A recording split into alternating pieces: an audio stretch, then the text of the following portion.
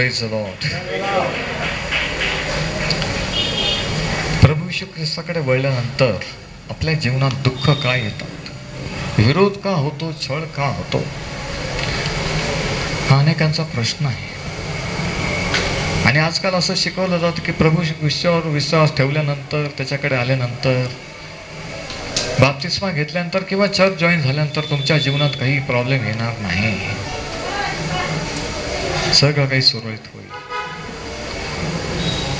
परंतु तसं होत नाही आणि तसं नसतं, किती जणांना माहीत आहे. आणि म्हणून आज आपण पाहू हा सगळ्यात महत्त्वाचा प्रश्न की दुःख, जगामध्ये दुःख आणि क्लेश आणि यातना आणि छळ हे का, आणि विशेष करून देवाच्या लोकांचा छळ किंवा दुःख हे त्यांच्या जीवनात का येतात, याचं काय कारण आहे. आता वेगवेगळ्या लोकांचे वेगवेगळे उत्तर आहेत, वेगवेगळ्या चर्चचे पाळक लोकांचे, पण शास्त्र काय सांगतं हा आपला उद्देश आहे. कारण शास्त्र, देवाचं वचन हा अंतिम अधिकार आहे. Praise the Lord. शास्त्रापेक्षा मोठा कोणताही पाळक, कोणताही चर्च, कोणताही बिशप किंवा पोप नाही. किती जण आमेन म्हणू शकतात. म्हणून देवाचं वचन जर महत्वाचं नसेल तर तुम्हाला काहीच महत्वाचं वाटणार नाही. तर दुःख सहन, वाय सफरिंग्स अँड वाय अफ्लिक्शन्स. आणि सध्या आपण प्रेषित पौलाच्या जीवनाचा अभ्यास सुरू केलेला आहे.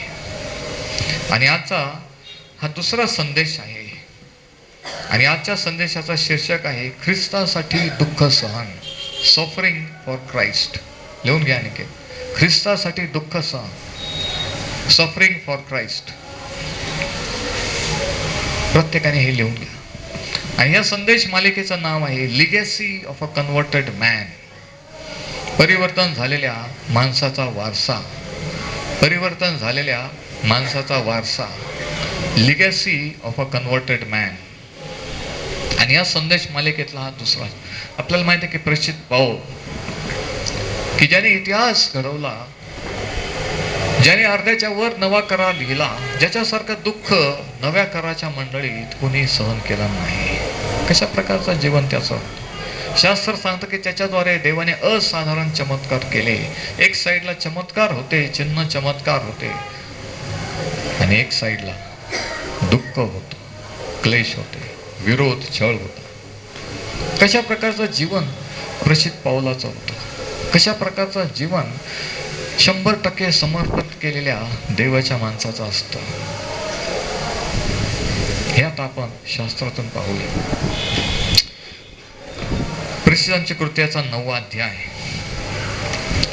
आणि वचन 15 आणि 16 इथं असं म्हटलेलं आहे. ॲक्ट्स चॅप्टर 9 वर्स 15 and 16. तेव्हा प्रभूने त्याला म्हटले, म्हणजे हनन्याला, कारण विदेशी लोक, राजे व इस्रायलची संतती यांच्यासमोर माझे नाम घेऊन जाण्याकरता तो माझे निवडलेले पात्र आहे, आणि त्याला माझ्या नावासाठी किती दुःख सोसावे लागेल हे मी त्याला दाखवेन. ज्यावेळेस पौलाचं परिवर्तन झाल्यावर देवाने त्याला हनन्या संदेष्टाकडे पाठवलं, त्यावेळेस त्याला हेच सांगितलं. देव म्हटलं की तो माझा निवडलेला व्यक्ती, पात्र आहे, आणि माझ्या नावासाठी तो किती दुःख सहन करील हे मी त्याला दाखवेन. तो किती चमत्कार करील हे सांगितलं का? नाही. आज जगाला चमत्कार, ब्लेसिंग, आशीर्वाद पाहिजे. पाप बीप हे असे विषय ऐकायला नको आहे, शास्त्र बिस्त्र नको आहे. तुम्ही लवकर प्रार्थना करा ब्रदर, एवढंच पाहिजे आहे. पण कशा प्रकारचे शिष्य होते देवाचे लोक, कशा प्रकारची मंडळी, कशा प्रकारचं. आणि त्या काळात आता काही महिन्यापूर्वी कोणीतरी मला एक व्हिडिओ बद्दल सांगितलं. आयसिस इराक देशामध्ये कशा रीतीने देवाच्या सेवकांचा, लोकांचा छळ होत आहे, आणि त्याचे फोटो वगैरे मॅक्झिमम. आणि त्या पाळक साहेबांनी सांगितलं की ब्रदर असा असा आयसिसचा एक व्हिडिओ आहे, पण तुम्ही पाहू शकाल का म्हणे. जर तुम्ही पाहू शकत असाल तर मी तुम्हाला दाखवतो. म्हटलं ठीक आहे. आणि त्यांनी मला तो दाखवला की कशा रीतीने त्या लोकांनी त्या पाळकाला खाली बसवून, दोघंजण मागे उभं राहून, तोंड बांधून, कसा तलवारीने त्याचा शिरच्छेद केला. त्याचं धड बाजूला झालं, शिर बाजूला झालं, धड वेगळं पडलं, आणि रक्ताच्या थरोळ्यात. आणि बाकीचे दुसरे पण पळक लोक, देवाचे लोक लाईनीत उभे होते ह्याच शिक्षेसाठी. आणि तो पाहून मी हादरलो, कारण तो काही पिक्चर नव्हता, ती काही सिरियल नव्हती, ती खरी घडत असलेली घटना आहे, जे रोज रोज जगभर, सिरियाच नव्हे तर जगभर अनेक देशात घडत आहे.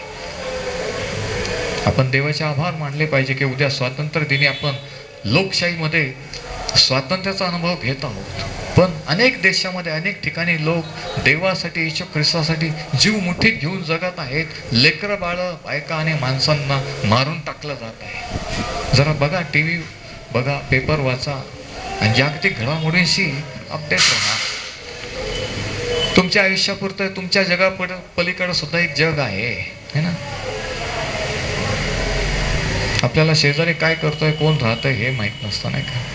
तर जगात काय चाललंय ही तर फारच लांबची गोष्ट, नाही का? आपल्याला आपल्या बिझनेसचं, आपल्या कुटुंबाचं, आपल्या कामाधंद्याचं पडलेलं आहे. आणि म्हणून प्रभू येशूने सांगितलं की त्या मूर्ख कुमारीसारखे तो येऊन जाईल तरी त्यांना कळणार नाही, नंतर ते म्हणतील आमच्यासाठी उघडा. तर एवढं आपण भांबवून, एवढं आपण हे नाही जायचं की काय चाललेलं आहे, की ते जर भारतात घडलं तर, उद्या जर इथं जमता नाही, उद्या जर बंदी आली तर, उद्या जर छळ झाला तर, ते पण आपल्यासारखेच लोक, त्यांच्या आपल्यासारखेच लेकरं बाळ आहे, त्यांचाही जीव आहे. आणि अनेक दिवस ते चित्र माझ्या समोर रात्री झोपल्यावर देखील डोळ्यासमोर ते येत होते की कशा रीतीने तो पडला, कशा रीतीने त्याला तलवारीने शिरच्छेद केला. आणि मग प्रश्न असा येतो की देवाच्या लोकांच्या बाबतीत असं का घडतं? देव असं का होऊ देतो?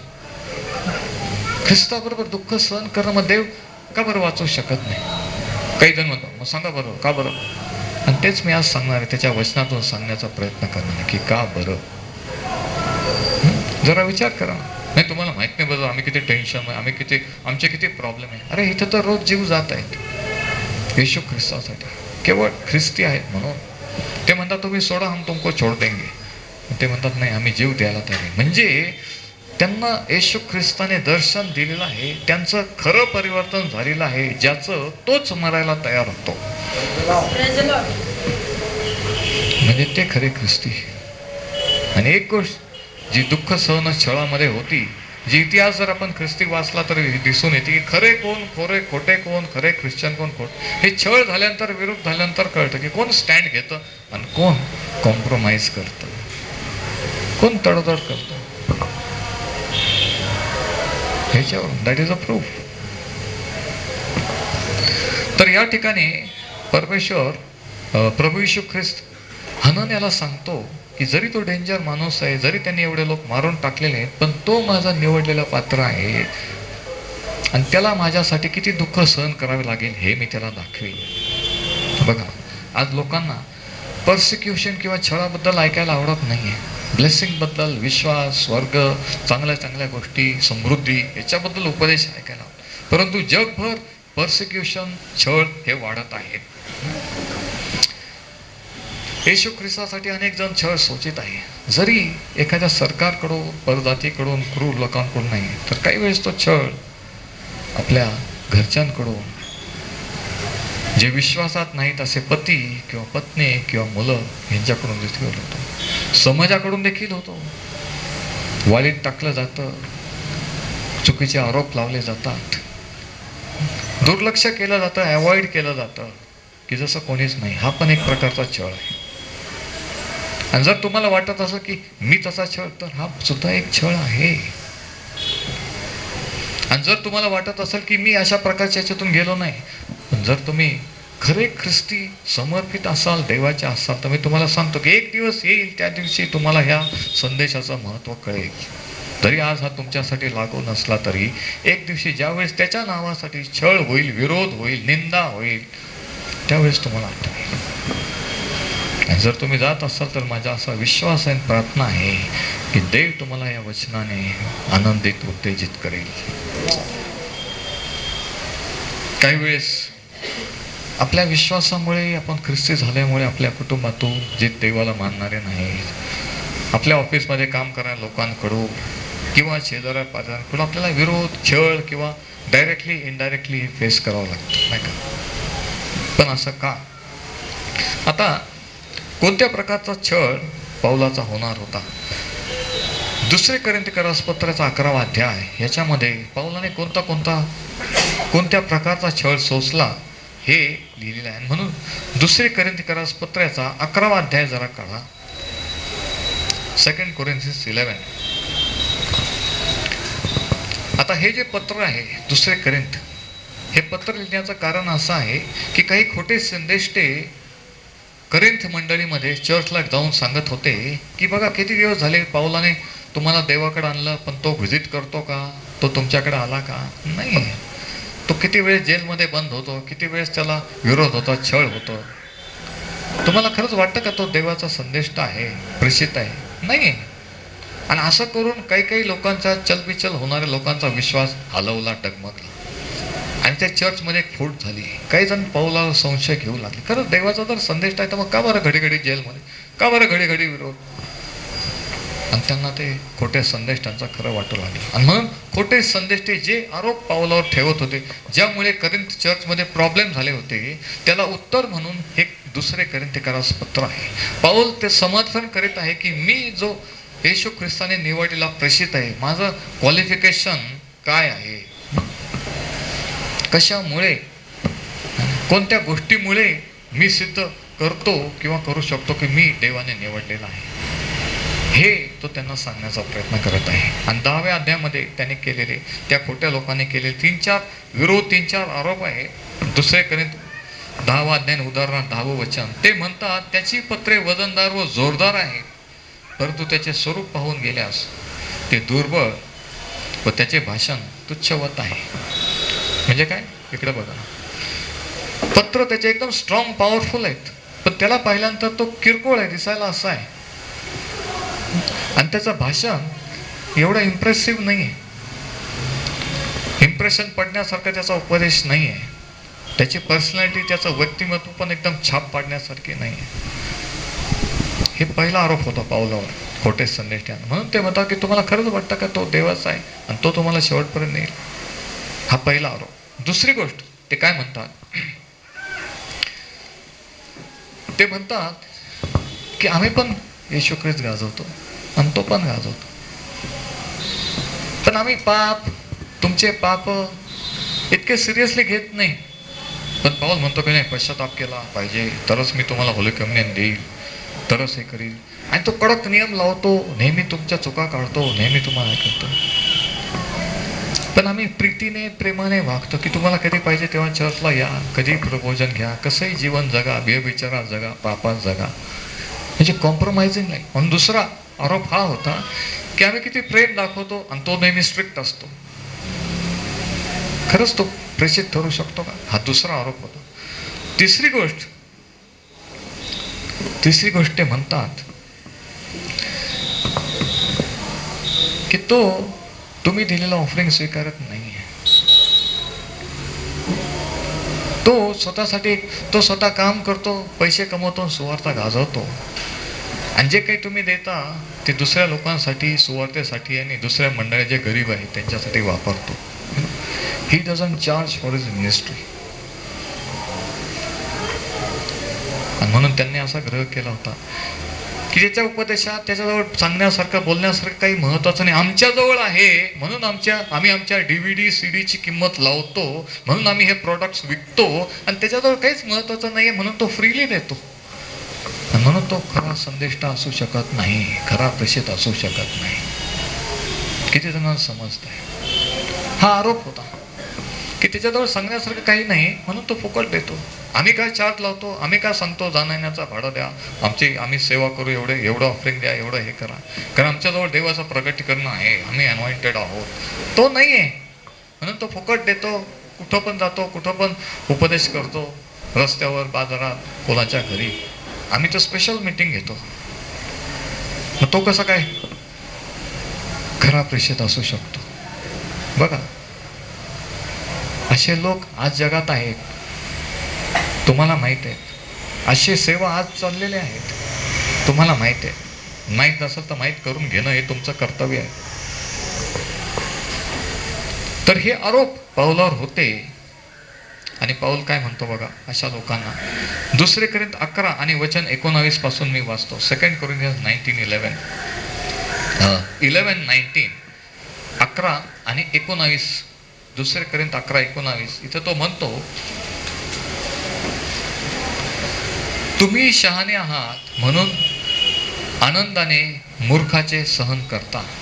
तो म्हणतो तुमच्या दृष्टीने मी मूर्ख आहे, मी कोणाकडून काही घेत नाही, मी माझ्या पद्धतीने कार्य करतो, माझं कोणावर इम्प्रेशन पडत नाही, माझं बोलणं काही एवढं इम्प्रेसिव्ह नाही आहे, मी दिसायला काही एवढा खास नाही आहे, माझ्याजवळ काही विशेष प्रकटीकरण नाही म्हणून मी फुकट माझं कोणाची सेवा कोणालाही वचन सांगतो.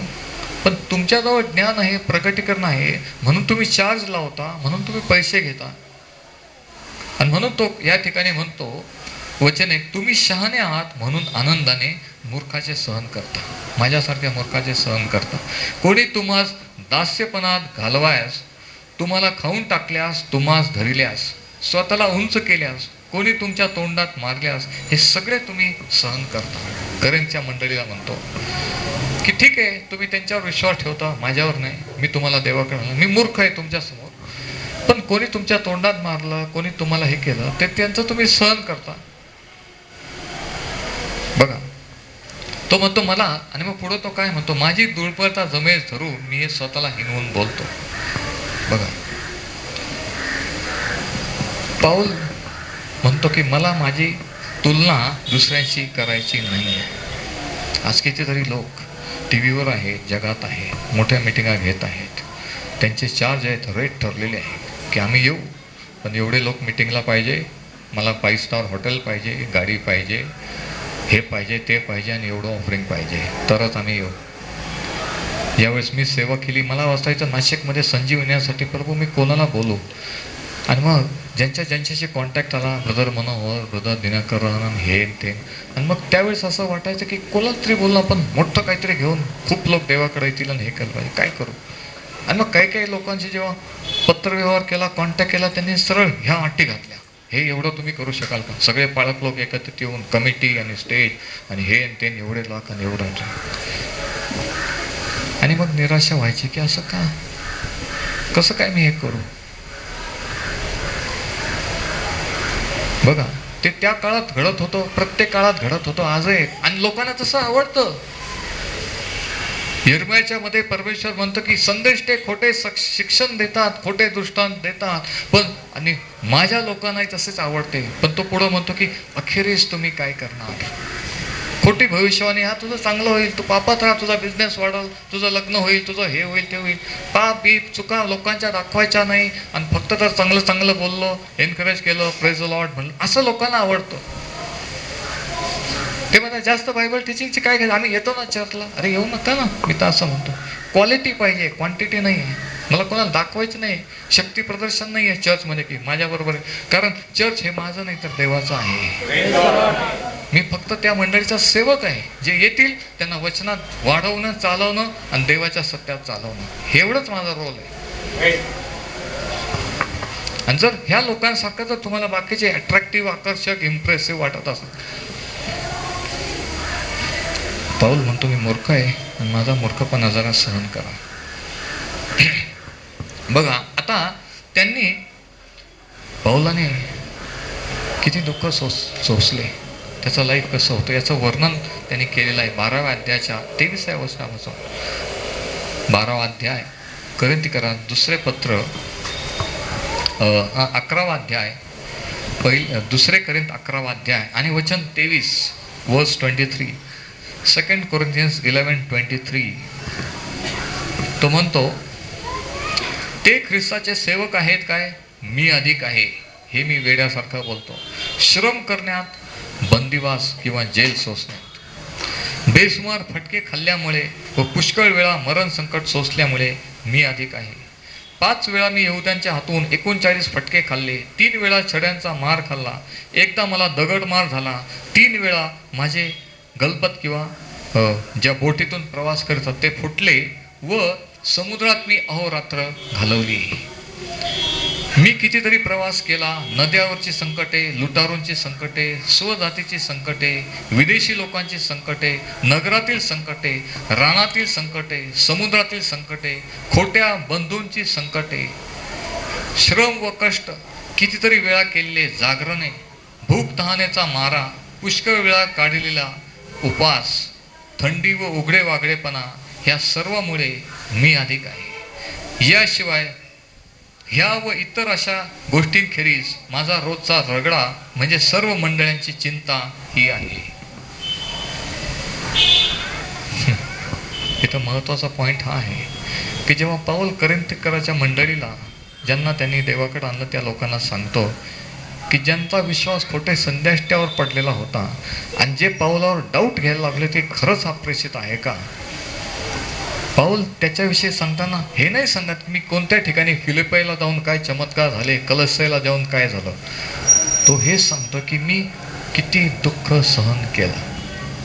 किती देवाच्या सेवकांकडून टीव्हीवर मीटिंगांमध्ये ऐकलं की मी अमुक ठिकाणी असं झालं तसं झालं, पण किती वेळेस मी जेलमध्ये गेलो, माझा छळ झाला, विरोध झाला. कोणी सांगतं का? नाही. कारण ते फॅशनला धरून नाही, ते लोकांना आवडत नाही. लोक म्हणतील असं काय, आम्हाला वाटलं की हा देवाचा माणूस आहे, एवढ्या वेळ जेलमध्ये आणि एवढ्या वेळेस विरोध, असं कसं काय देवाचा माणूस. पण जर सांगितलं की मी नागपूरला मीटिंग घेतली, मी अमरावती घेतली, तिथं असं झालं, इतके दुरात्म्याच्या केसेस झाल्या, तर टाळ्यांचा कडकडाट होतो, तर लोक जोरजोरात प्रेस लावा. पण पाऊल यावेळेस त्याचं समर्थन करताना तो ती बाजू नाही सांगत, तो ही बाजू सांगतो की येशू ख्रिस्तासाठी किती दुःख सहन केलं. किती विशेष आहे नाही का. आज लोक काय सांगतात, तुम्ही काय सांगता, मी काय सांगतोय, आणि पाऊल काय सांगत होता. पाऊल काय प्रूव्ह करीत होता. अरे ह्याच्यावरून प्रूव्ह होईल का तू देवाचा आहेस. तो जे सत्य आहे ते त्यांच्या पुढे मांडतोय, हे मी येशू ख्रिस्तासाठी. आणि हे हनन्याच्या द्वारे देवाने पावलाला सांगितलं होतं येशू ख्रिस्ताने की तो माझा निवडलेला पात्र आहे, तो माझ्यासाठी किती दुःख सोसेल हे मी त्याला दाखवेल. आणि तुम्हाला माहिती आहे का, हे अगोदर दाखवलं आणि नंतर पाऊल त्याच्यातून गेला. म्हणजे दाखवल्यानंतर, माहीत असल्यानंतर सुद्धा पाऊल मागे फिरला नाही. आपण थोडंसं काय झालं तर आपण लगेच खोटे सर्टिफिकेट देतो, है ना. आपण तडजोड करतो, आपण म्हणतो नाही आम्ही त्या चर्चचे, आम्ही ब्रदरचे नाही, आम्ही ह्या चर्चचे, आम्ही काय बिलिव्हर आहे. हा, आम्ही सगळे ख्रिश्चन असतात, मग त्याच्यात काय.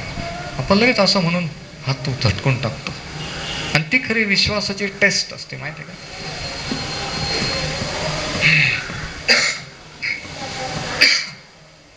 या ठिकाणी पाऊल त्याचं समर्थन करीत आहे, त्याचं क्वालिफिकेशन तो सांगत आहे की तो का प्रसिद्ध आहे. किती छळ, किती दुःख, समुद्रावरचे, स्वतःच्या लोकांचे, है ना, उपास तापास, सर्व प्रकारच्या अडचणी. आणि एवढ्यातून कोण गेला माहिती का. इतिहास जर ख्रिस्ती स्टडी केला तर पावला इतका दुःख सहन कोणत्याही शिष्याने केलेलं नाही. इतक्या वेळेस कोणताही शिष्य जेलमध्ये गेला नाही. कारण का, कारण तो देवळलेले महत्वाचा. आणि म्हणून जरी मंडळीने विश्वास नाही ठेवला, जरी मंडळीचा गैरसमज झाला, त्याच्यामुळे देवाचं कार्य अडलं का. देवाचा अभिषेक कमी होतो का. नाही. लोकांना नाही समजलं म्हणून देवाला समजत नाही का. नाही. तो म्हणतो मी आपले मेंढरे ओळखतो. हालेलुया.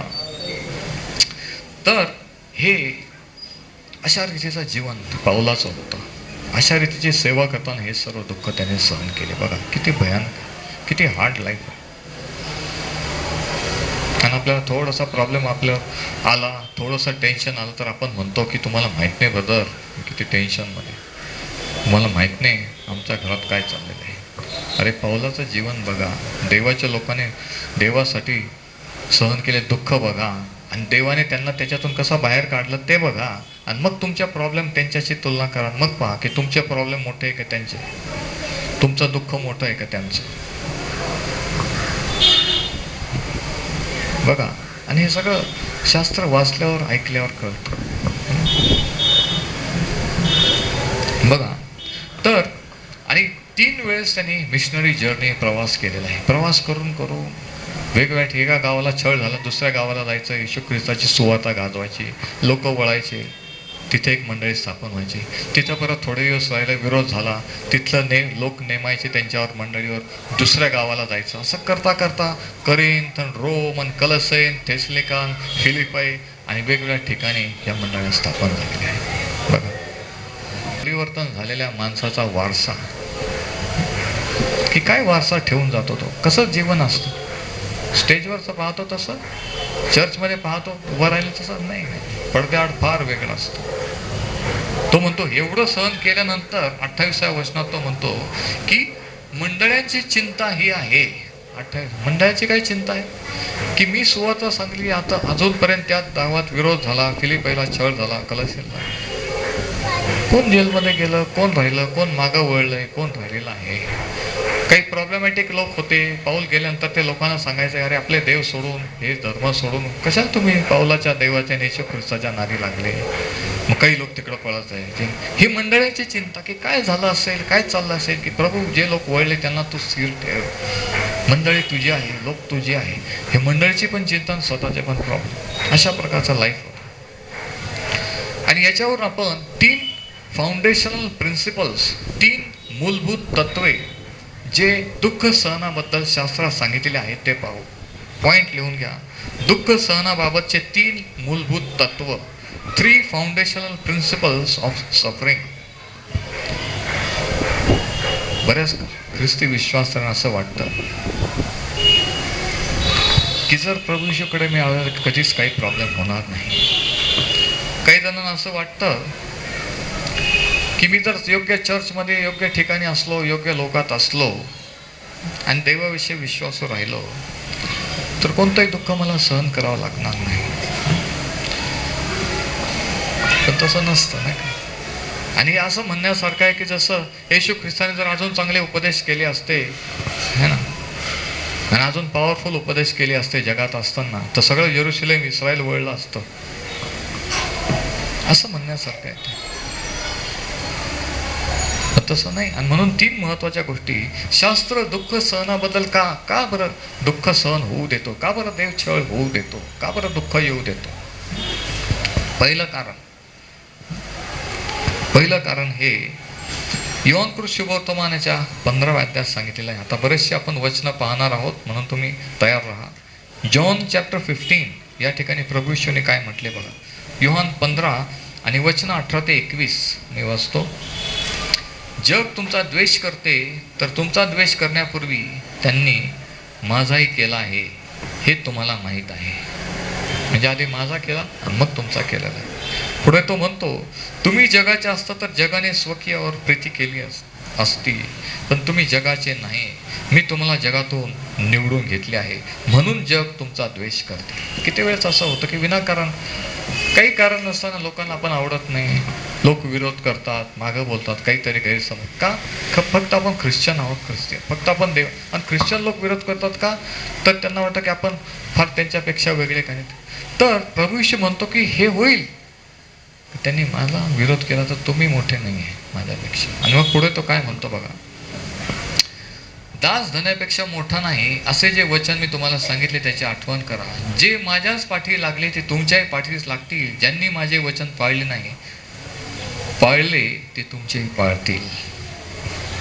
आणि वचन 21, परंतु ते माझ्या नावाकरिता हे सर्व तुम्हाला करतील. कशासाठी? माझ्या नावाकरिता. पाऊलाला काय सांगितलं तर माझ्या नावाकरिता त्याला दुःख सहन करा. त्याचं नाव जर आपण धारण केलेलं आहे, आणि आपण केलेलं आहे, जर आपण तुम्ही त्याच्यावर विश्वास ठेवला तर त्याचं नाव धारण केलं, त्याचं नाव लागलेलं आहे नाही का. तर नाव जर लागलं तर त्या नावामुळे त्याचं सामर्थ्य पण आहे आणि त्याच्या नावासाठी दुःख सहन पण आहे, आशीर्वाद पण आहे आणि प्रॉब्लेम, संकट, छळ, विरोध पण आहे. किती विशेष आहे ना का. तर आणि म्हणून फिलिप्पीकरास 1 अध्याय आणि 29व्या वचनात पाऊल काय लिहितो फिलिप्पीकरांना लिहिताना बघा. म्हणजे प्रभू येशू ख्रिस्त सांगतो की त्याच्या नावासाठी दुःख सहन आहे. फिलिप्पी 1:29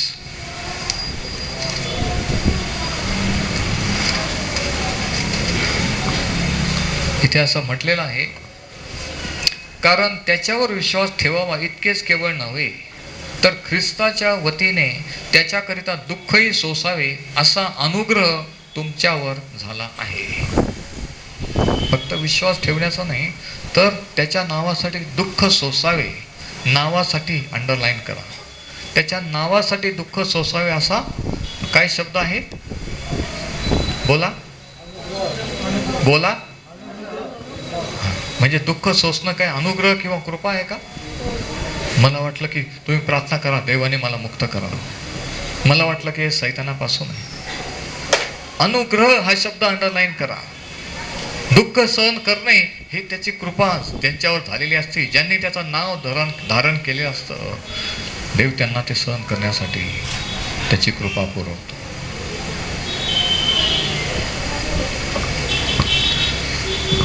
तर याच्यावर आपल्याला हे समजतं की suffering is a part of Christian life. जर खरेच ख्रिस्ती आहे तर खरंच लोक विरोध करतील, खरंच तुम्ही जगावेगळे असाल आणि खरंच लोक म्हणतील की हा वेगळा आहे, विचित्र आहे. खरंच आपण जगावेगळे आहोत. म्हणून प्रभू येशू म्हणतो की जगाने मला ओळखलं नाही, जग तुम्हाला ओळखणार नाही. जगाने मला विरोध केला, तुम्ही माझे आहात म्हणून तुमचा विरोध करतील. म्हणून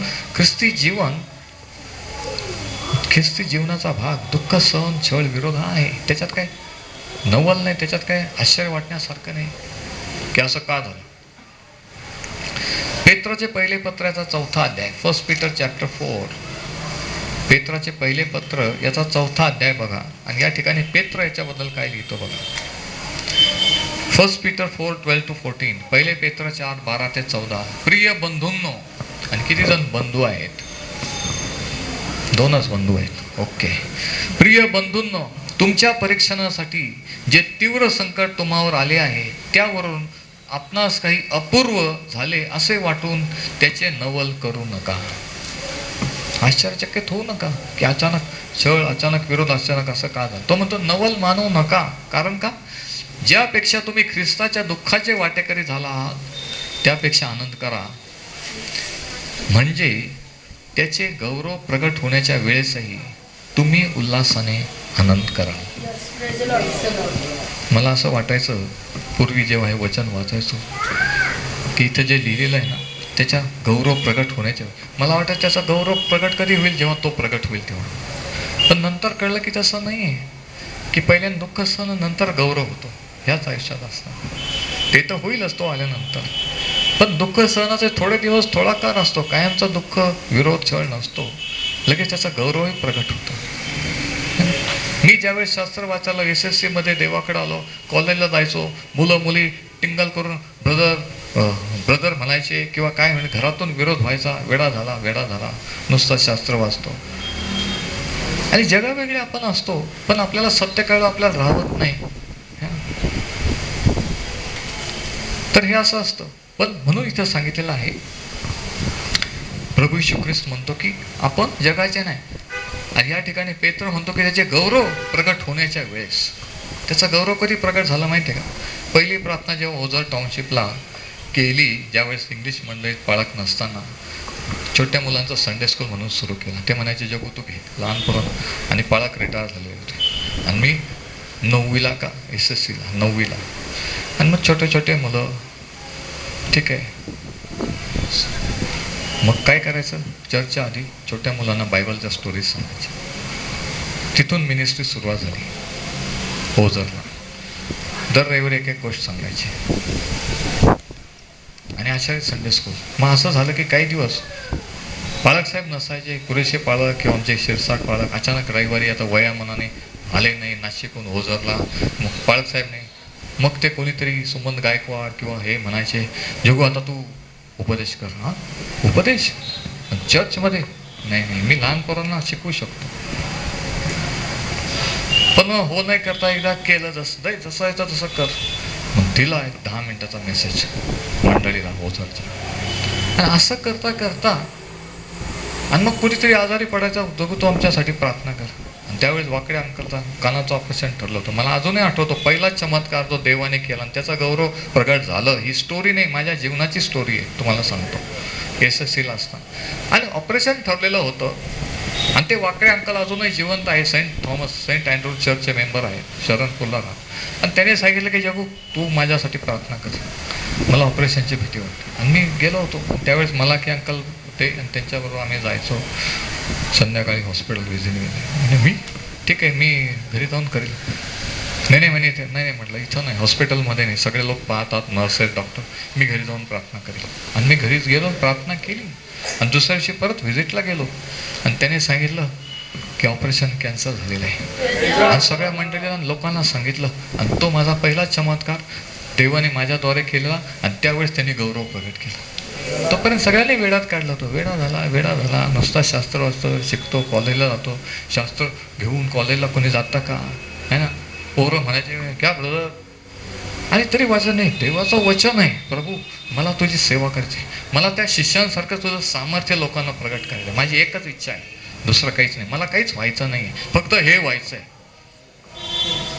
आणि म्हणून जे करू शकतो ते करत राहिलो. आणि आज ते लोक जिवंत आहेत, साक्षी आहेत. बघा, मिनिस्ट्री घरातून नाही सुरू होत, मिनिस्ट्रीला बाहेर पडावं, मिनिस्ट्रीला रिस्क घ्यावं लागते. लोक म्हणतात वेळा झाला तरी आपण उभं राहायचं असतं. कोणीतरी प्रार्थना कर म्हटल्यावर वाटतं की खरंच माझ्याकडून होईल का, तरी म्हणायचं आता ठीक आहे मी करेन. खरंच झाल्यावर विश्वास वाढतो का, रे माझी पण प्रार्थना ऐकतो. मग आपण म्हणतो की सांगा अजून कोणी आहे का, चल मी तयार आहे. ही सुरुवात आहे. हे नुसते उपदेश ऐकायचे आणि घरी जायचं आणि उपदेश ऐकायचा आणि सीडी ऐकायच्या, तसं नाही. ही सुरुवात तुमच्यातून व्हावी, ही माझी प्रार्थना आहे. की मी इथून जगातून निघून गेल्यानंतर ह्या मंडळीतून सेवक, पाळक आणि सुवातिक तयार, की देवचं सामर्थ्य अभिषेक घेऊन जातील. हा ध्येय आहे. चर्च चालवायचा तो काय बिझनेस आहे का चालवायला? अरे माझ्या वाचून तुमच्या वाचून चालू शकतं. ते 2000 वर्षापासून चालत आहे आणि अजून 2000 वर्ष तरी ते चालत राहील. कारण चालवणारा देव आहे, माणूस नाही. लक्षात घ्या, आम्ही चर्च चालवत नाही, आम्ही येशू ख्रिस्ताची सेवा करतोय. लक्षात घ्या. म्हणून पाऊलासारखा जर माझ्याकडे पाहायचा कोणाचा दृष्टिकोन असेल तर माझी प्रार्थना की ह्याच्यावरून तुमचा दृष्टिकोन क्लिअर होईल, की मी जे करतो ते का करतो आणि कशासाठी करतो.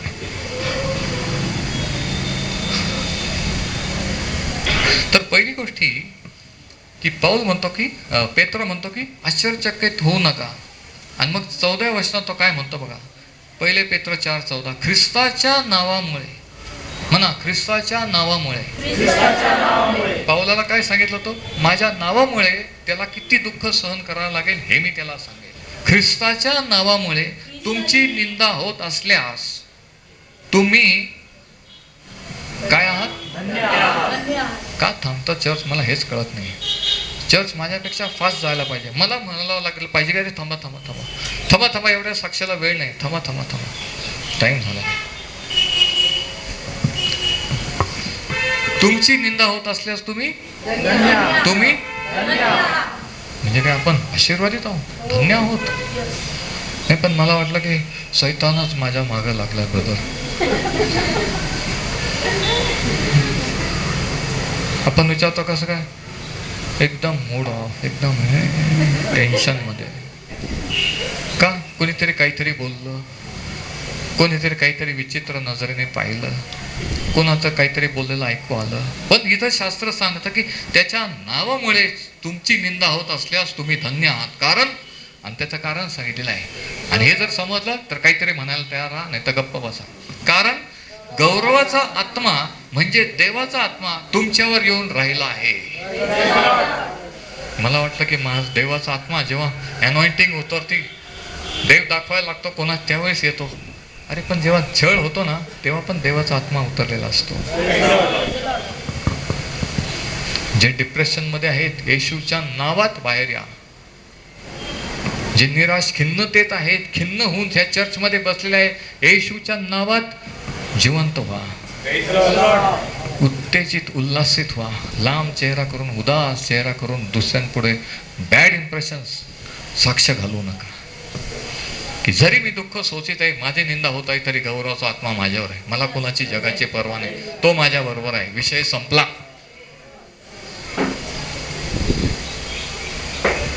तर हे अभिषेक, तर सेवा आहे, तर अनॉइंटिंग आहे, तर एकच प्रार्थना केला की होतं. नाही तर बस आयुष्यभर प्रार्थना करीत आणि उपवास धरीत. येशू ख्रिस्ताची किंमत, आणि किंमत मोजली तरच त्याचे शिष्य आहे. चर्च मेंबर तर कोणी होऊ शकतो, फॉर्म कोणी साईन करू शकतो. तर पहिली गोष्टी, first point, first principle, we are called to suffer. आपलं पाचारण दुःख सहनासाठी झालेलं आहे. पहिला पॉइंट, आपलं पाचारण आपल्याला दुःख सहन करण्यासाठी बोलवलेलं आहे. बघा. आणि पहिल्या मंडळीने प्रार्थना केली की प्रभू तुझं वचन गाजवण्यासाठी आम्हाला धैर्य दे. जेलमधून बाहेर सुटल्यानंतर चौथ्या आल्यात आपण वाचतो, जे करून बाहेर आलेले होते तेच करायला आम्हाला धैर्य दे. आणि परत जेलमध्ये जायचे आणि परत बाहेर यायचे. बघा का? कारण त्यांचं खरं परिवर्तन झालेलं होतं. खरा येशू ख्रिस्त त्यांना कळेल. ते धर्माचरण करत नव्हते, त्यांचं नातं देवाशी, जिवंत देवाशी जोडलं गेलं होतं. हालेलुया. बघा, ऍक्च्युली प्रेषितांचे कृत्य 4 अध्याय 29 वचन बघा. ऍक्ट्स 4:29 बघा. प्रेषित 4:29 ऍक्ट्स 4:29 या ठिकाणी काय लिहिलेलं आहे? एक प्रकटीकरण त्या ठिकाणी आहे. हे प्रभू, आता तू त्यांच्या धमकावण्याकडे पहा आणि बरे करण्याकरता तू आपले हात लांब करीत असता आपल्या दासांनी पूर्ण धैर्याने तुझे वचन सांगावे असे कर. त्यांनी काय प्रार्थना केली? तू त्यांच्या धमकावण्याकडे लक्ष दे आणि आम्हाला धैर्य दे, आम्हाला पावर दे तुझं वचन गाजवायला. त्यांनी प्रार्थना नाही केली की त्यांच्या धमकावण्या शांत कर, त्यांना बदल, आम्हाला त्रास होऊ देऊ नको, विरोध होऊ देऊ नको. आणि आपल्या प्रार्थना कशा आहेत बघा, तुमच्या प्रार्थना कशा आहेत बघा. वचन सांगावे म्हणून असे धैर्याने तुझे वचन सांगावे असे कर. तुझा सेवक पवित्र येशूच्या नावाने चिन्हे व अद्भुते घडावी असे कर. आणि जेव्हा आपल्याला त्याचं नाव दिलेलं असतं ना, आपण त्याच्या नावाने दुःख सहन करत असतो ना, तेव्हा त्याच्या नावाने चिन्ह आणि चमत्कार घडत असतात. जर तुम्ही त्याचं नाव धारण केलेलं आहे तर तुमच्याद्वारे तो चिन्ह आणि चमत्कार करेल. म्हणजे जर नाव धारण केलेलं नाही, त्याचे झालेलं नाही, तर अपेक्षा करू नका तुमच्या जीवनात, तुमच्या मिनिस्ट्री सेवेमध्ये चिन्ह आणि चमत्कार घडतील, लोक मुक्त होतील. नाव धारण केलेलं का? पण नाव धारण करायला मोठी किंमत आहे, टॅग आहे. हे पण ते पण सगळं तसं नाही. 100% समर्पण. विरोध, छळ, सोसण्याची तयारी. कोणी मूड घालवला तरी मूड बिघडवण्याची तयारी. वाटत नसलं तरी देवाचं वचन सांगण्याची तयारी. काही झालं तरी की त्याचं नाव मी धारण केलेलं आहे, मी जर माघार घेतली तर मी कशा प्रकारचं साक्ष होईल.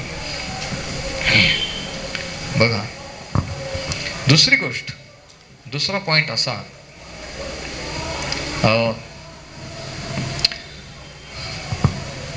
आणखी इब्री लोकासपत्राचा 11वा अध्याय बघा. आता साक्ष या ठिकाणी जो शब्द आहे, ओरिजिनल मध्ये त्याचा तो शब्द आहे मार्टियर किंवा रक्तसाक्षी. माहिती आहे का? रक्तसाक्षी, ब्लड मार्टियर. इब्री 11 आणि वचन 36 पासून आपण वाचूया बघा. येशू ख्रिस्तासाठी इतिहासात आणि देवाच्या लोकांनी काय काय दुःख सहन केलं.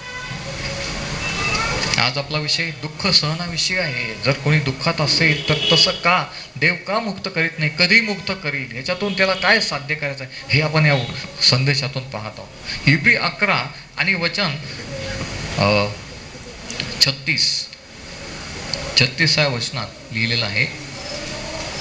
आणि इतरांना टवाळ्या, मारहाण यांचा आणि बंधने व कैद यांचाही अनुभव आला. अगोदर तो लिहितो की विश्वासाने काय काय पराक्रम केले, पण दुसऱ्या लोकांना जे विश्वासात होते त्यांना काय अनुभव आला, तर हा अनुभव आला. कित्येकाने आपणास अधिक चांगले पुनरुत्थान प्राप्त व्हावे म्हणून सुटका न स्वीकारता मरण्या इतका यातना सोसल्या. आणि इतरांना टवाळ्या, मारहाण यांचा, त्यांनी बंधने व कैद यांचाही अनुभव आला. त्यांना दगडमार केला, करवतीने चिरले, मोहपाशात टाकले, ते तलवारीच्या धारेने मेले, ते मेंढरांची व शेरडांची कातळी पांघरून फिरत असत, ते लाचार, पीडित, त्रासलेले असे होते. त्यांना जग योग्य नव्हते, ते अरण्यातून, डोंगरातून, गुहातून व भूमीच्या कपारीतून भटकत राहत असत. ह्या सर्वाविषयी त्यांच्या विश्वासाने चांगली साक्ष दिली असताही. अरे बापरे, म्हणजे ही काय चांगली साक्ष आहे का एवढा छळ सोसणं? हो. इकडे बघा, हे ज्यांनी दुःख सोसलं, शास्त्र सांगतं की यांनी ह्या दुःख सहनाने फेस करून त्याच्यात टिकून चांगली साक्ष दिली. मला वाटलं की साक्ष म्हणजे देवाने दुःखातून मुक्त केल्यावर द्यायची असते, पण तसं नाही आहे. दुःख माणसात असताना दुःख कसं सहन करतात, लोक पाहतात, काय काय सहन करतात, काय काय फेस करतात, मरून जातात, ह्याने पण साक्ष देतात. ही पण एक साक्ष आहे. म्हणून साक्ष या शब्दाचा ओरिजिनल अर्थ आहे मार्टियर. तुम्ही माझे साक्ष व्हाल म्हणजे तुम्ही माझे रक्त साक्षी व्हाल, असं प्रभू येशूला म्हणायचं होतं. बघा किती वेगळं आहे, किती विशेष आहे नाही का. आपल्याला काय वाटतं, शास्त्रात काय लिहिलेलं आहे, आणि म्हणून ते लोक इतके वेगळे होते ना, आपण इतके वेगळे. कारण आपल्या पद्धतीने आपण चाललोय, त्यांच्या पद्धतीने ते देवाच्या पद्धतीने चालले. त्यांनी त्यांच्या पद्धतीने देवाचं कार्य केलं, आपण आपल्या पद्धतीने करतो. हा फरक आहे. म्हणून त्यांच्याद्वारे जे झालं ते आज आपल्याद्वारे का घडत नाही, याचं कारण हे. आणि जर ते घडायचं असेल तर त्यांनी कसा विश्वास धरून काय फेस केलं, हे जर आपण केलं, त्याच्या नावासाठी जर स्टँड घेतला तर हे होईल. वचन 40, वचन 39, या सर्वाखेरीज त्यांच्या विश्वासाने चांगली साक्ष दिली. पाहिजे तर चांगली साक्ष दिली, तुमच्या शास्त्रात अंडरलाईन करा, म्हणजे पॉईंट तुम्हाला लक्षात राहील. असताही त्यांना वचन फळ प्राप्त झाले नाही. म्हणजे काय, विश्वास धरला ते मिळाले नाही? नाही, विश्वासात मेले. म्हणजे काय, काही गोष्टी विश्वास धरल्यावर मिळतात, काही मिळत नाही. हो, असंच शास्त्र सांगतं. पण आज काय सांगितलं जातं, विश्वास धरा तुम्हाला काही मिळेल. बिलीव्ह, जस्ट बिलीव्ह, बिलीव्ह, विश्वास धरा. आणि मग लोक विश्वास धरतात धरतात धरतात आणि काहीच होत नाही. मग असं वाटतं की अजून काय करू. आज असंच सांगितलं. आणि जर विश्वास कमी पडला तर सांगणारे त्यांची जबाबदारी नाही घेत. ते म्हणतात तुझा विश्वास कमी पडला, तुझा कमी पडला म्हणून झालेलं नाही आहे, मी देवाचा सेवक आहे, माझ्यामुळे ते होणार, तुम्ही कमी पडता. आणि मग देवाचे लोक निराश झालेले आहे. मुंबई पुण्याचं नागपूरचं ते चित्र आहे मी पाहत असलेलं, की ते सांगतात की विश्वास धरला तर झालंच पाहिजे, मिळालंच पाहिजे, नाही झालं म्हणजे तुम्ही कुठंतरी चुकले. पण शास्त्र सांगतं की त्यांनी विश्वास धरला, विश्वासात मेले, पण काही गोष्टी त्यांना मिळाल्या नाहीत, वचन फळ प्राप्त झाले नाहीत. बरं, देवाचे जे उत्तम ते आपणासाठी पूर्वीच नेमले होते, यासाठी की त्यांनी आपणा वाचवून पूर्ण होऊ नये. दुसरी गोष्ट, दुसरा पॉईंट हा की दुःख सहनाने आपण देवाच्या आशीर्वादाच्या ठिकाणी तयार होत असतो. Suffering strategically positions us for God's blessings. दुःख सहनामध्ये आपण देवाच्या आशीर्वादाच्या ठिकाणी असतो. म्हणजे काय, दुःख होत असताना आपण आशीर्वादित आहोत? हो, हेच शास्त्र सांगतं. जग नाही सांगणार, लोक नाही सांगणार, पण देव सांगतो, शास्त्र सांगतं. आशीर्वादाच्या ठिकाणी. बघा आता आणखी एक प्रकटीकरण. किती जण आज नवीन प्रकटीकरण घ्यायला आलेले, वेळेची पर्वा नाही. मी संध्याकाळपर्यंत असंच बोलू शकतो. विकीने पाहिलं, तुम्ही पाहिले, अनेकांनी पाहिले. माझ्यावर टीचिंग सेमिनारमध्ये सकाळपासून संध्याकाळी 6-6:30 पर्यंत मी उभा असतो. माझी चिंता करायची नाही. नवीन ठिकाणी गेलं तर बायका म्हणतो की ब्रदर हमको लगा कि आप थोड़ा सा चाय पियेंगे, आप थोड़ा सा कुछ खाएंगे, आपकी तबीयत से ऐसा लगा. पण देवाची स्तुती असतो की आजपर्यंत एवढ्या वर्षात कधी वेळ आली नाही. कारण का, सामर्थ्य हे देवाचं आहे. तुम्हाला जर ऐकण्याचा स्टॅमिना आहे तर मलाही सांगण्याचा बोलण्याचा स्टॅमिना आहे, देवाने दिलेला आहे. तुम्हाला जर घाई असेल कोणाला तर तुम्ही जाऊ शकता. Praise the Lord. तर दुसरी गोष्ट ही, God suffering strategically positions us for God's blessings. दुःख सहनामध्ये आपण देवाच्या आशीर्वादाच्या ठिकाणी असतो. रॉंग ठिकाणी नसतो, राईट ठिकाणी असतो. Praise the Lord. इफिसकरास पत्राचा 3रा अध्याय बघा, इफिजियन्स चॅप्टर 3. कोणी आपसात बोलू नका प्लीज, नाही तर खुशाल बाहेर जा, पण डिस्टर्ब करू नका. जर आपसात बोलता याचा अर्थ तुम्हाला वचन महत्वाचं नाहीये, तुमचं डिस्कशन महत्वाचं आहे. इफिस 3 आणि वचन 10 ते 13. यासाठी की जो युगादिकालाचा संकल्प, म्हणजे युगापूर्वीचा संकल्प त्याने आपल्या प्रभू येशू ख्रिस्त येशूमध्ये केला, म्हणजे देवाने, त्याप्रमाणे देवाचे बहुविध ज्ञान स्वर्गातील अधिपती व अधिकारी यांना मंडळीच्या द्वारे आता कळावे. आता हे वचनामध्ये फार मोठं दिव्य सत्य गुज दडलेलं आहे, आणि किती जणांना त्या गुजाचा उलगडा करून घ्यायचा आहे. तो म्हणतो की देवाने असं नेमलेलं आहे की येशू ख्रिस्ताच्या मंडळीच्या द्वारे अधिपती व अधिकारी, इकडे लक्ष द्या. आणि हे अधिपती अधिकारी कोण? जगावर, समाजावर, देशांवर नेमलेले आहेत. त्या अदृश्य शक्तींना, त्या वचनाकडे बघा, त्या अदृश्य शक्तींना काय करावे? यांना, वाचा पुढचं, यांना सर्व चर्च, ते वचन बघा आणि सर्वांनी ॲट ए टाइम वाचा, परत म्हणायला लावू नका.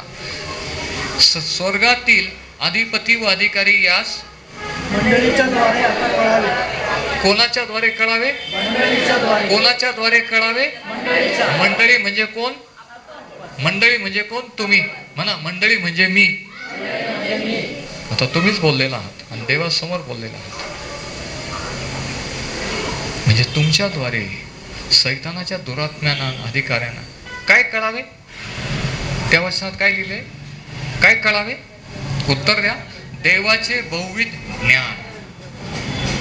Praise the Lord. पण आपल्याला जर ज्ञान नाही तर त्या दुरात्म्यांना, सैतानाच्या दुरात्म्यांना कसं कळलं? आपल्याला जर बायबल माहित नाही, कुठं काय काढायचं माहित नाही, आपणच आपसात बोलतोय मेसेज चालू असताना, तर कसं कळलं? का नाही ते जोर करणार? का नाही अजून प्रॉब्लेम मध्ये, बंधनात, आजारात ठेवणार? आणि का नाही तुमच्या जीवनाची उद्ध्वस्त करणार, कुटुंब उद्ध्वस्त करणार? त्यांना जर कंट्रोल, त्यांच्यावर जर विजय मिळवायचा तर देवाच्या वचनाचं ज्ञान कळावे आणि ते पण मंडळीच्या द्वारे कळावे. हे देवाने आपल्या प्रभू येशू ख्रिस्तामध्ये केलेला हा संकल्प आहे. परत वचन वाचो सर्वजण ॲट अ टाइम. यासाठी की युगादी कालचा संकल्प त्याने आपल्या प्रभू येशूमध्ये केला, त्याप्रमाणे देवाचे बहुविध ज्ञान सर्वातील अधिपती मंडळीच्या द्वारे आता कळावे. कारण त्यांना माहित नाही देवाच्या योजना, प्लॅन काय. म्हणून अन्य भाषा कशासाठी आहे? अन्य भाषा याच्यासाठी की आपल्याला जे आत्म्यात देव दाखवतो, हे थेट आपण देवाशी गुजे बोलतो आणि देव आपल्याला प्रगट करतो. मधी अंतराळात ह्या दुरात्म्यांना कळत नाही. हे प्रगटीकरण ब्रदर दिनकर यांनी दिलं होतं. जेव्हा कोणीतरी विचारलं की वाय प्रेइंग इन टंग्स, अन्य भाषेत प्रार्थना का महत्त्वाची आहे, त्यांनी सांगितलं अन्य भाषेत जेव्हा आपण बोलतो, आत्म्यात गुजे बोलतो, हे अवतीभोवती असलेले दुरात्मे, अंतराळातले दुरात्म्यांना कळत नाही. थेट देवाशी संपर्क आहे, देवाला काय प्रगट करायचं ते थेट आपल्याला आहे.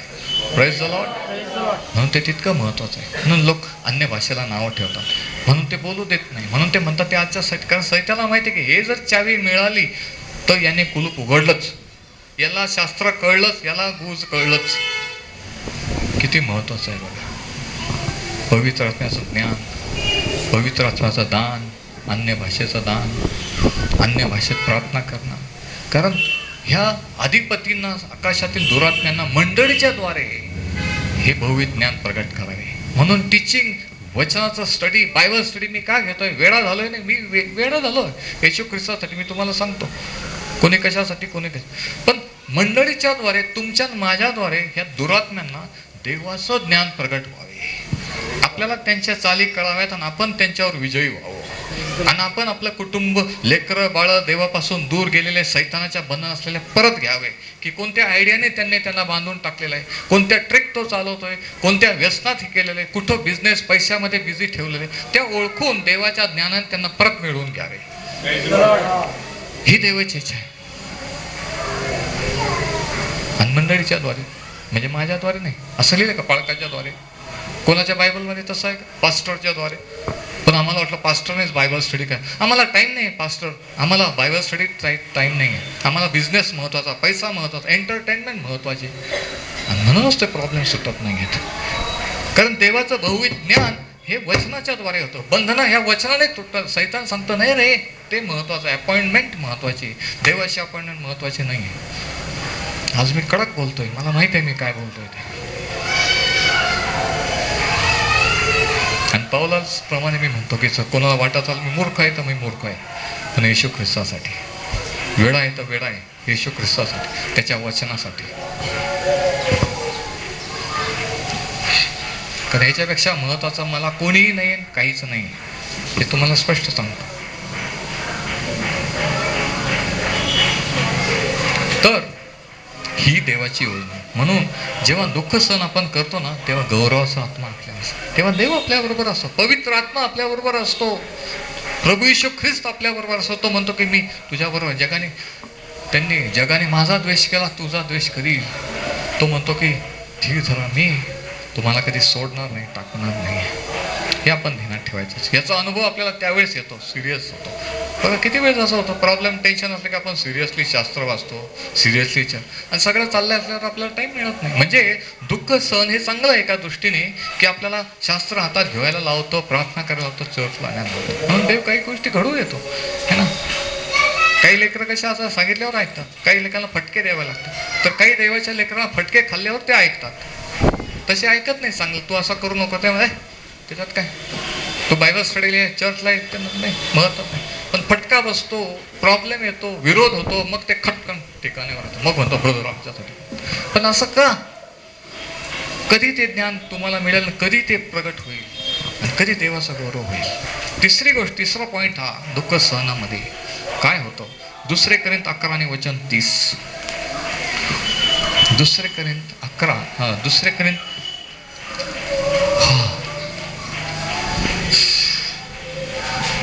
Praise the Lord. मला वाटत होतं काल संध्याकाळी विकी आणि हे आले होते, आणि इतका घसा दुखत होता आणि इतकं बरं नव्हतं की प्रभू मी उद्या चर्चमध्ये उभा राहून उपदेश करू शकाल का. आणि मनोजला 3-4 फोन लावले, मनोजही यायला तयार नाही, फोन उचलायला तयार नाही. कोणाला सांगू उद्याचा चर्च घ्या, मी उभा नाही राहू शकत, मला इतका सर्दीचा आणि अंग दुखत आहे. आणि तशीच प्रार्थना केली आणि आज मी तुमच्यापुढे उभा आहे. कोणाला हे कळू शकतं का? नाही, पण आम्हाला वाटलं की ते ब्रदर, अरे ब्रदर पण तुमच्यासारखाच माणूस आहे, तुम्ही पण ब्रदर सारखे होऊ शकता. ब्रदरचा देव तोच तुमचा देव आहे, ब्रदरचं शास्त्र तेच तुमचं शास्त्र आहे. ब्रदर आहे म्हणजे काय? 2 कोरिंथ 11 आणि वचन 30. 2 Corinthians 11:30. मला आढ्यता बाळगणे भाग पडले, म्हणजे खुशारकी मारणे भाग पडले, तर मी आपल्या अशक्तपणाच्या गोष्टींची आढ्यता बाळगेन. वीक पॉईंट कोणी सांगता का? पाऊल म्हणतो मी माझ्या वीक पॉईंटमध्ये गौरव करीन, आणि ते लोकांना सांगा की मी किती वेळ जेलमध्ये होतो, किती वेळेस अटक झाली, किती वेळ छळ सोडला. मी हे नाही सांगणार की कोणत्या गावात माझ्याद्वारे कसे चिन्ह चमत्कार कार्य झालं. मी हे नाही सांगणार की मला येशू ख्रिस्ताने कसं दर्शन दिलं आणि काय बोलला. मी हे सांगाल की मी त्याच्यासाठी, त्याच्या नावासाठी किती दुःख सोसतोय आणि सोसलेलं आहे. बघा किती विशेष. आणि मग 12व्या अध्यायात बघा वचन 1. आढ्यता बाळगण्यापासून काही फायदा नाही, तरी तसे करणे मला भाग पडते. कारण का? तो म्हणतो खोटे संदेष्टे तुम्हाला सांगतात आहे की हा खरा संदेष्टा नाही आहे, खरा प्रेषित नाही, आम्ही खरे. तुम्ही कशाला पावलाच्या मागं जाता त्याचं ऐकता? आमच्या मागं या, आम्ही खरे आहेत, आम्हाला देवाचं प्रगट करणे. खोटे लोक असं सांगतात. तो म्हणतो मला भाग पडते, मी प्रभूचे दृष्टांत व प्रगटी करणे ही आता घेतो. ख्रिस्तामध्ये एक मनुष्य मला माहीत आहे, त्याला 14 वर्षामागे 3ऱ्या स्वर्गापर्यंत नेण्यात आले. त्याला सदे नेण्यात आले, अगर विधेय किंवा देयासकट हे मला ठाऊक नाही, देवाला ठाऊक आहे. हा त्याचा दृष्टांत सांगतो. त्याच मनुष्याविषयी मला माहीत आहे की त्या मनुष्याला सद्य किंवा द्विदेय मला ठाऊक नाही, देवाला ठाऊक आहे. सुख लोकात उचलून नेण्यात आले आणि